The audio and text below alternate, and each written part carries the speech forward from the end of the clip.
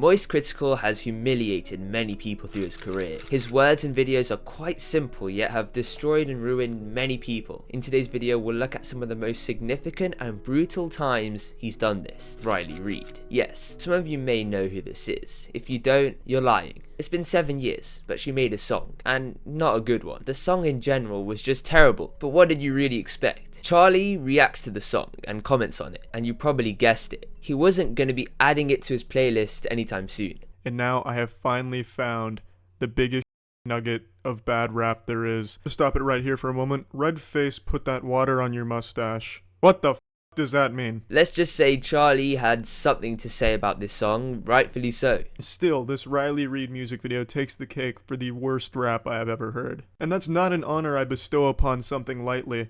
Not at all. Riley Reid really just did not know anything about making music at the time. Pussy wet from the money stack. Pussy wet from the money stack. Pussy wet from the money stack. Yeah, Charlie was pretty critical. Get it? Because Moist Critical and Anyway, now although many others commented on this song, Charlie just dismantled the song in quite an effortless way, and this led to Riley not taking a liking in Moist Critical. Now, Charlie explains why exactly Riley hates him. So it all started when I made a video about Riley Reid's abominable rap, which remains today one of the worst raps I've ever heard, and it was horrible, the worst I'd heard in that department. Now when I published the video I was made aware she wasn't too happy with my critique of her song here. To add to Riley's hatred, Moist Critical found some fan art that someone made of Riley Reid. But Moist Critical then commented on the drawing, which made the artist annoyed, and the artist then called Moist Critical out. So she didn't like that I made that. I went on her Twitter page just browsing and perusing, learning more than anything. While on Riley Reid's I noticed she had retweeted some fan art, and let me tell you what, that fan art, I saw this, and I made a tweet about it. It was a very vague tweet. I didn't say what porn star. All I said was,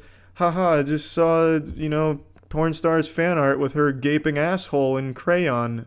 It was great. And told the artist that I said that, and then the artist called me an asshole. In response, Riley Reid herself responded to the artist and basically agreed that, yeah, Moist Critical is an asshole. And then Riley Reid retweeted that saying I'm an asshole, so then they were just double teaming me. Charlie proceeds to not care and continues to basically just destroy the drawing. After all of this, Charlie had effectively humiliated Riley Reid through one video and caused her to have a personal hatred for him. This is what Charlie does best, humiliate people without really trying too hard. But his videos reacting or commenting on situations spread even further, and the next victims were actually a group or certain types of people, the internet flexers.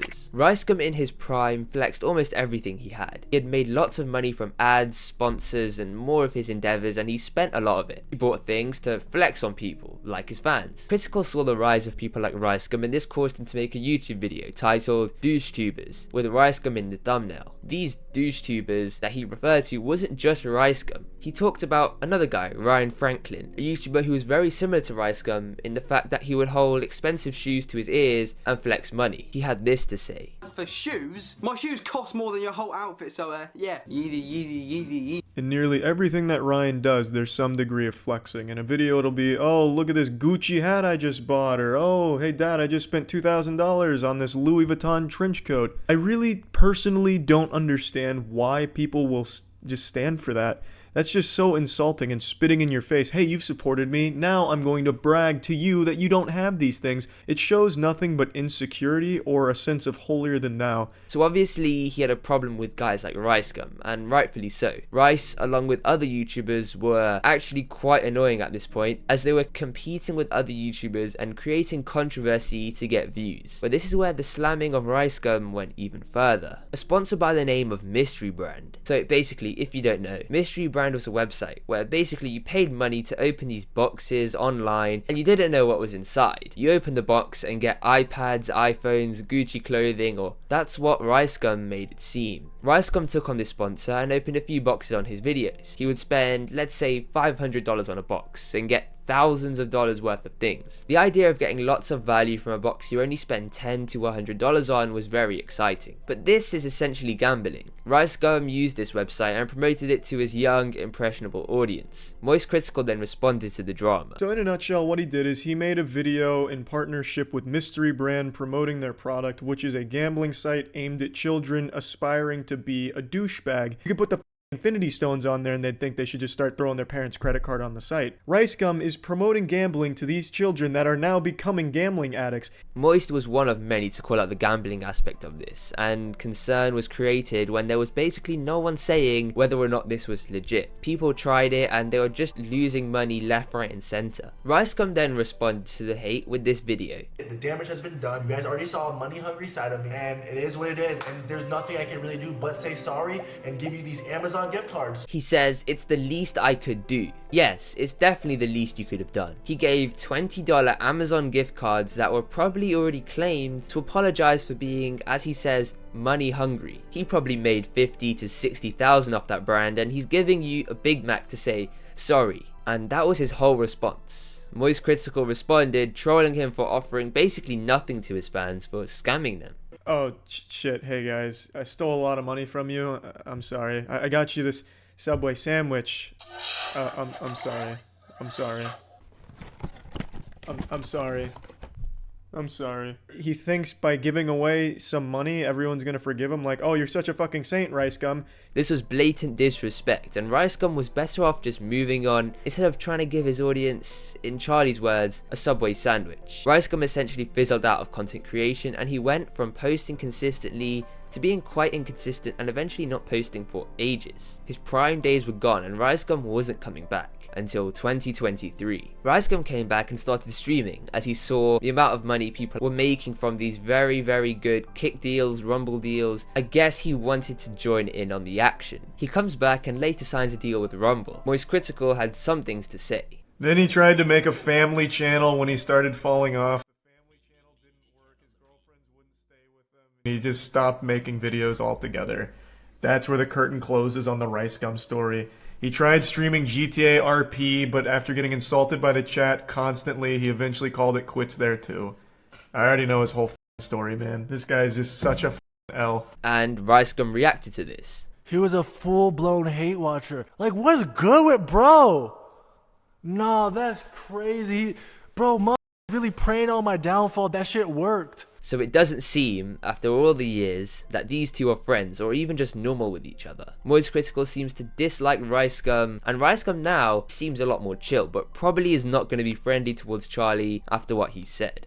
EDP445. I'm not gonna spell out what that means. Now, EDP was a content creator who really blew up on YouTube. Not for amazing editing style, not for typical reasons. EDP blew up due to some 3 to 4 minute rants or storytime videos. I should shove a goddamn bottle of horchata up your crack! He would post videos sharing his opinions on matters and captivated people by just how funny he was. He genuinely was, subjectively, a funny person and actually spoke his mind. It was rare for someone to step into the YouTube scene with literally no filter, not caring about YouTube AdSense or monetization or sponsors, and just saying what he felt like saying. Things were going reasonably well for him. He amassed hundreds of thousands of followers, he was being put on news shows, and he had a consistent fan base that loved his videos. And therefore, he was beginning to build something that could have been a sustainable career. But then, everything he had, every single bit of it, was thrown away when he got caught in a not so funny situation. Now, it was very unexpected and very random, but EDP was caught getting a cupcake while going to meet an underage person, allegedly. This was shocking and very disgusting, and the internet, commentary channels, and many others were quick to jump onto the story. The fact that somebody so loved by the internet would do something so shocking surprised everyone. EDP was in some serious trouble. Now, given this, everyone expected Charlie to respond, and he did.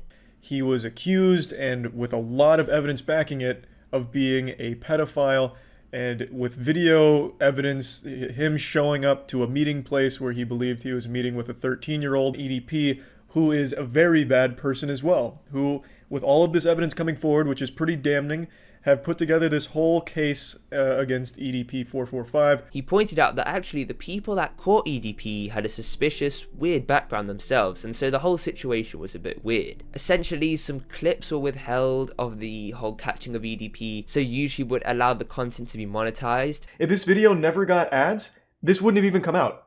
They would have just let it ride, or let it die.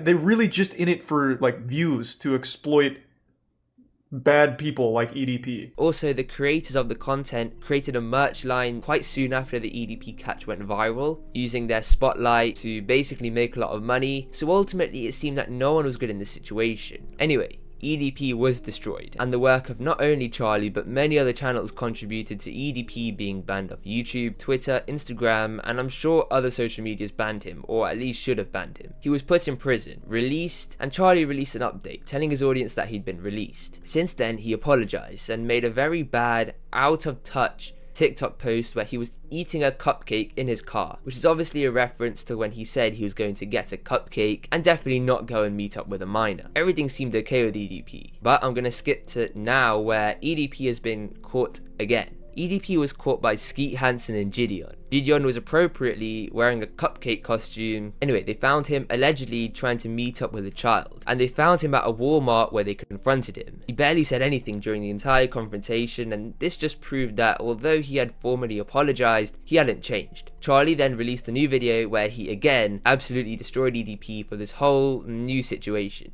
Who could have seen this coming, besides every single human being in the world with a pulse? The only two certainties in this world are death and EDP looking for cupcakes. Now, the victim in this situation has come forward publicly, and there are a lot of chat logs that have released from it. For too long, he has been able to continue coming back like this reoccurring villain. How many times do you have to teach you this lesson, old man type shit? So Charlie, like many others, knew this would just happen again. People very rarely change, and EDP is an example of someone who tried to act like they'd changed but really hadn't, and Charlie picked him apart for this exact reason. Since then, which was a month ago, no real activity from EDP, but I'm sure it's only a matter of time until we get a notification from Moist Critical with the title, "He's done it again," with the EDP eating a cupcake in the thumbnail. Kwebbelkop. If you don't know or haven't heard anything of Kwebbelkop, then I don't know what you are watching on YouTube. He makes pretty much every niche of content you could make. It goes from GTA to vlogs to ghost videos to reactions to challenges. Essentially, Kwebbelkop is a GTA YouTuber who stemmed off into a whole bunch of different types of content. His downfall and where he started to get picked apart from people like Charlie was when he started to brag about his money. The first instance of this was his $7.5 million penthouse tour. I own the entire top floor of this building, which means that I get the best views. Brand new Mercedes G63. Not even a house, by the way. Anyway, you move from your core audience to just flexing your money and talking about how much you've got. Kwebbelkop started to really lose the grasp he had on his fans as they started to realize he was moving away from who he used to be. And we were proven right. He made a video,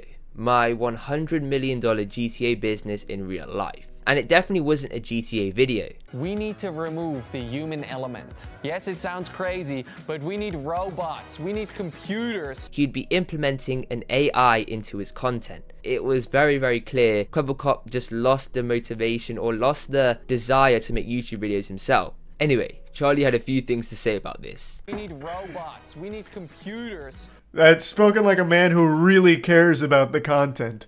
If I'm to own 5 million channels, I realize the weakest link is the goddamn human. But as someone who keeps presenting himself as a guy who doesn't care about the money and does it for good content, how can you possibly sit here and try and convince your audience of Kwebbelflops that this is a good thing? Like, he's convincing his audience that people are the problem. Sure, you could replace someone like Sniper Wolf with an AI, because she does nothing in the videos, but someone who's actually being entertaining, engaging an audience, you can't have a robot do that. Despite the criticism, he followed through with the idea and launched the AI. Now, I tried to watch the video and it was actually painful. I will be releasing an AI diss track against Slogo. Kwebbelkop said the videos were not his voice and that he didn't lift a finger for these videos. And Charlie, of course, thought this was a terrible idea as well.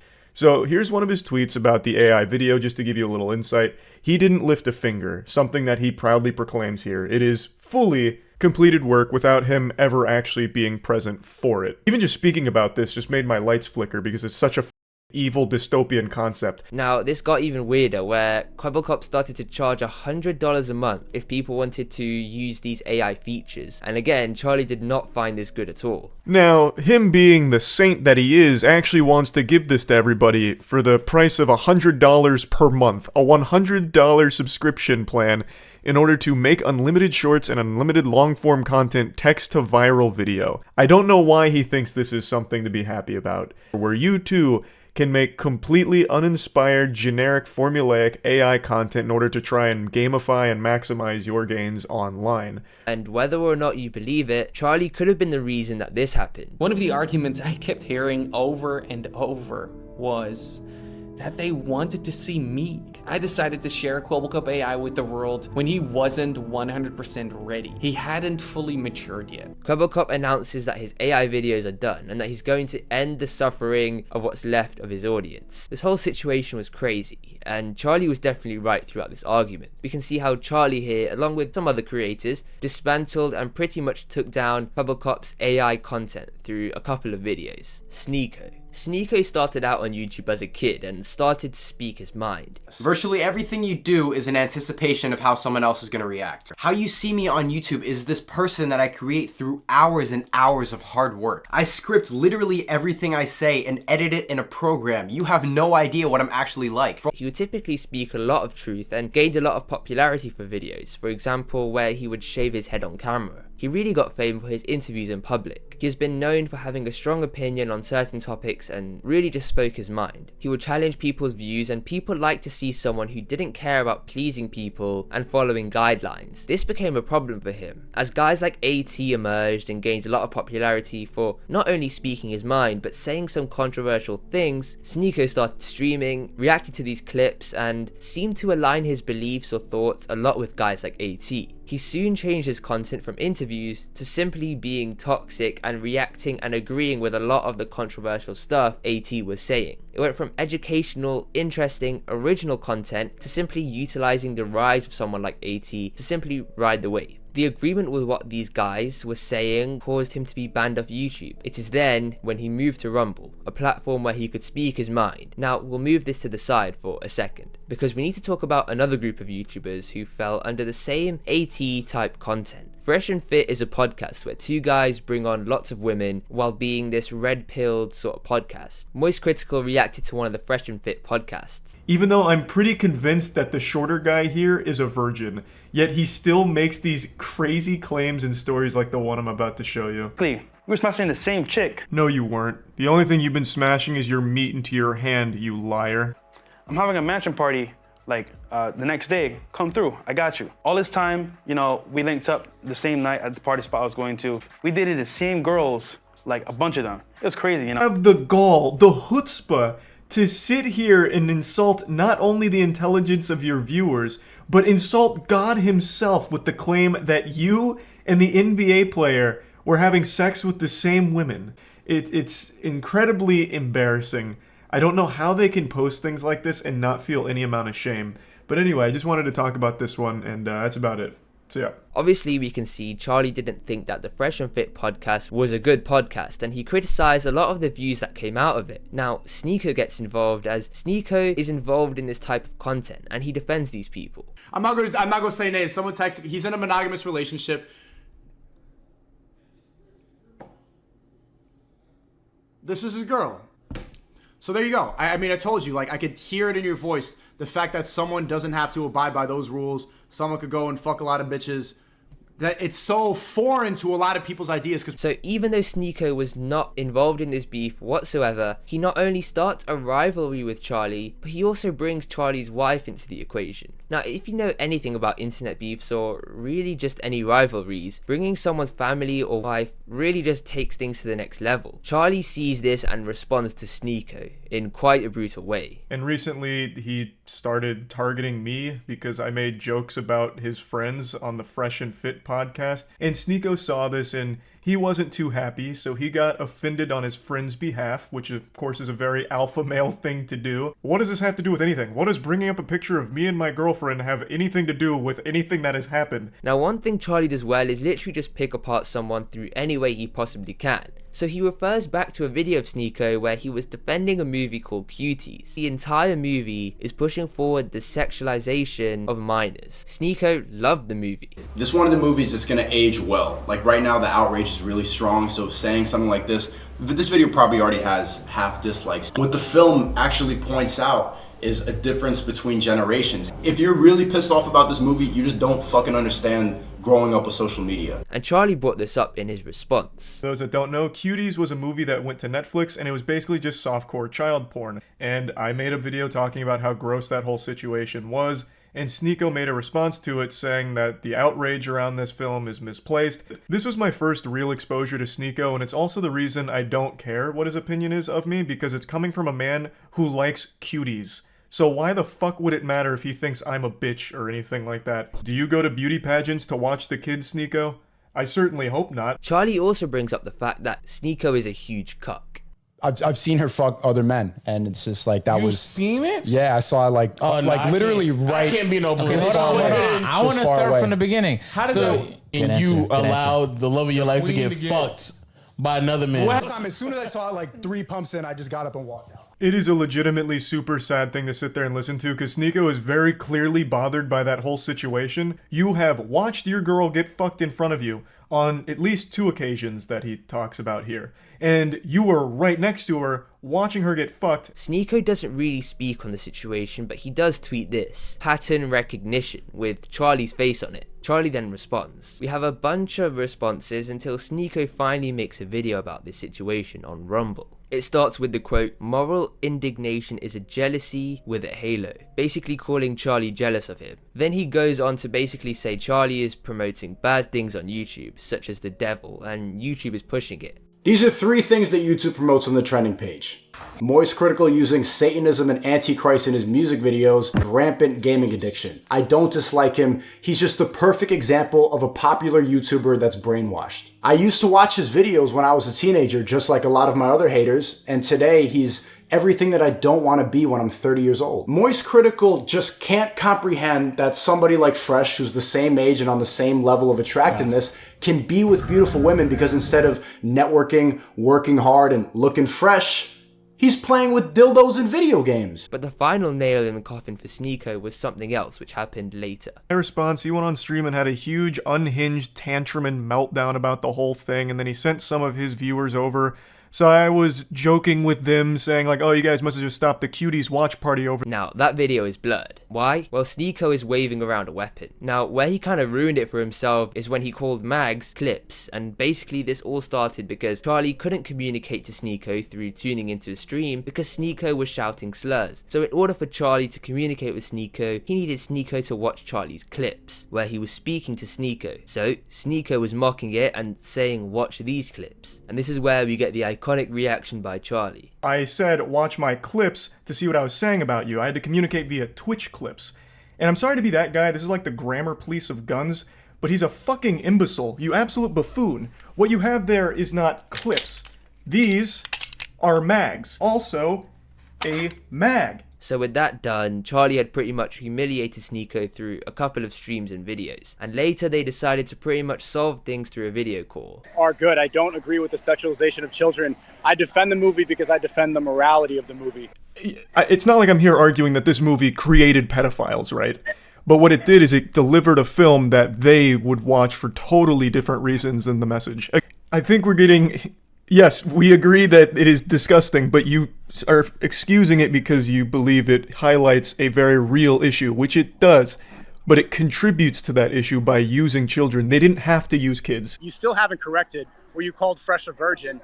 A lot of it, and you see people that hate me, they're like, oh, this alpha male Sneako, and I've never once called myself that. I don't think I'm an alpha male. You went on stream with your gun to threaten me, and you kept it up for 3 months, adding me. I didn't do that to threaten you. That was a joke about clips. You actually think I was threatening you? Whether or you're not talk you were about victimized, you're gonna think, okay, you're gonna say victimized, and you're gonna say I'm actively trying to threaten you by saying a clips joke on a stream. Anyway, I'm trying to hit 5,000 subscribers, so hit the subscribe button. Anyway, thanks for watching, and I'll see you in the next one.